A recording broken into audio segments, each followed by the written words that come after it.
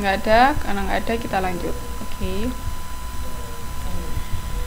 Nah, ini elemen-elemen pengendalian internal. Yang pertama elemennya lingkungan pengendalian. Itu merupakan sikap dari manajemen dan karyawan terhadap pentingnya pengendalian yang ada di organisasi tersebut. Itu lingkungan. Lingkungan berarti berhubungan dengan orangnya.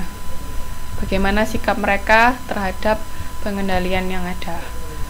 Terus yang kedua penilaian risiko. Nah, pengendalian itu kan diadakan untuk risiko. Setiap tindakan kita kan pasti ada risikonya. Nah, itu dengan adanya pengendalian atau kita bisa mengantisipasi resiko yang terjadi. Jadi resiko yang ada kan pasti kita kan kadang-kadang bisa tahu pasti ini nanti kayak begini. Nah, itu tujuannya dari pengendalian internal tadi itu untuk bisa menilai resiko yang ada. Jadi andai kata resiko itu emang benar-benar terjadi, kita sudah bisa mengantisipasinya. Oke, ini kemungkinan terjadinya sesuatu yang tidak diharapkan. Nah, dengan adanya pengendalian kita bisa mengontrol resiko itu tadi. Yang ketiga, aktivitas pengendalian. Pentingnya aktivitas pengendalian adalah kebijakan dan prosedur yang menjamin bahwa arahan manajemen dilaksanakan. Yaitu tadi, bahwa semua karyawan melakukan tindakan sesuai dengan tujuan utama perusahaan, jadi nggak bertindak sendiri-sendiri. Prosedur pengendalian ini ada personil, pelimpahan pertanggungjawaban, pemisahan tanggung-jawaban, pemisahan fungsi akuntansi, ini macam-macamnya ya. Ini aktivitas pengendalian. Jadi kalau lingkungan tadi berhubungan sama orangnya, resiko itu berhubungan sesuatu resiko yang bakal terjadi, makanya kita perlu pengendalian. Kalau aktivitas ini berhubungan sama aktivitasnya. Terus ini ada informasi dan komunikasi, informasi tentang lingkungan pengendalian. Jadi informasi semua sesuatu yang berhubungan dengan pengendalian tadi. Kayak kan pengendalian kan harus mengontrol harus mengontrol semua tindakan karyawan dan perusahaan, manajemen dan segala macamnya yang berhubungan sama perusahaan pokoknya. Terus ini monitoring juga. Monitoring ini pemantauan. Jadi melakukan pemantauan dari pengendalian internal apakah sudah berjalan atau enggak, atau ada kendala atau apa. Pokoknya intinya seperti itu. Jadi pengendalian untuk melihat gimana kegiatan perusahaan. Oke, ini keterbatasan pengendalian internal. Kesalahan pengambilan keputusan oleh manajer, adanya kerusakan sistem. Itu kelemahan dari sistem itu. Andai kata sistem rusak, semua bisa kacau.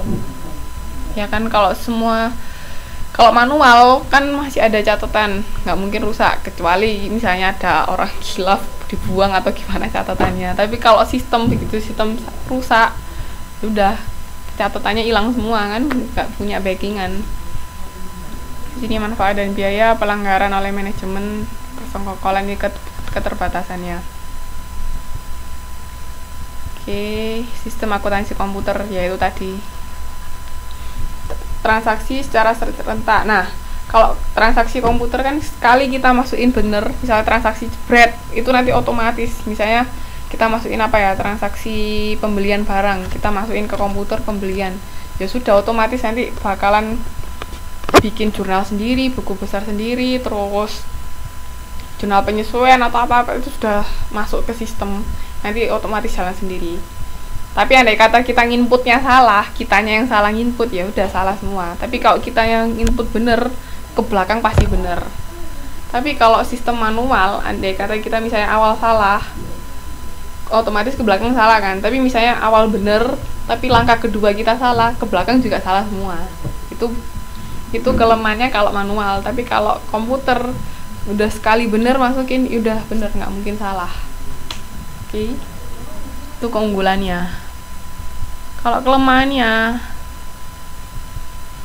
kelemahannya itu berhubung di modul saya itu halamannya hilang, jadi saya nggak masukkan kelemahannya.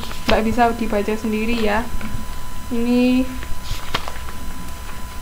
saya hilang halaman 2.20 sama 21, itu kebetulan di kelemahan kan, jadi bisa dibaca di halaman 220 sama 221. 12.20, 12.21, sorry. Oke, sampai sini ada yang mau ditanyakan?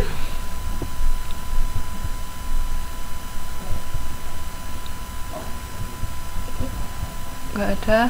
Ini PR-nya, tolong yang dari ini bisa di-download semua kan, yang dari latihan mandiri. Yang ini, kode naskah 5, yang hitung-hitungan aja, tolong dikerjakan ya. PR ya. Hitung-hitungan tolong dikerjakan. Cuman yang hitung-hitungan aja. Sip, PPT-nya nanti saya kirim. Oke. Udah ada yang mau ditanyakan? Kok ini pelajaran hari ini sampai sini dulu. Nanti kita lanjutkan minggu depan. Oke, ada yang mau ditanyakan kah? Kalau nggak ada bisa kita akhiri. Ini PR-nya ya, jangan lupa yang hitung-hitungan aja. Di-download di latihan mandiri.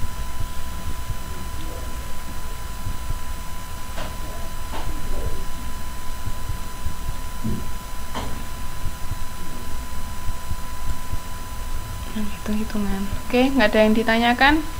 Kalau nggak ada, kita akhiri sampai sini ya. Nanti kalau sudah selesai dikerjakan, tolong dikirim ke email saya. Kok ini wajib dikumpulkan, kan kalau yang minggu lalu nggak wajib dikumpulkan. Kok ini wajib, nanti biar bisa kita bahas. Oke. Assalamualaikum warahmatullahi wabarakatuh. Terima kasih. Semangat. Kita ujiannya tanggal 13 Mei. Jangan lupa. Nanti jamnya saya lihatkan dulu jam berapa. Oke.